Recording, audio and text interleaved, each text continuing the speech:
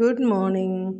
നമ്മുടെ ലൈഫിൽ നമ്മൾ രണ്ട് കാര്യം നമ്മൾ ശ്രദ്ധിക്കേണ്ടത്. ഒന്നാമത്തെ കാര്യം, നമ്മുടെ ലൈഫ് എങ്ങനെ നമ്മൾ ജീവിക്കണം എന്നുള്ളത് നമ്മളാണ് തീരുമാനിക്കുന്നത്.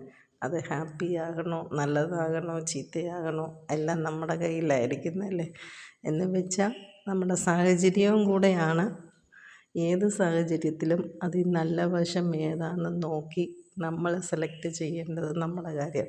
രണ്ടാമത്തെ ഒരു കാര്യം, ദൈവം നമ്മളെ എല്ലാ കാര്യത്തിലും നടത്തുന്നുണ്ട്.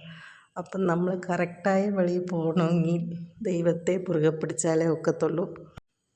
അതല്ലാതെ നമുക്ക് ദൈവത്തിൻ്റെ കൃപയല്ലാതെ നമ്മൾ എന്തോ നേടിയാലും നമ്മളെക്കൊണ്ട് നടക്കത്തില്ല.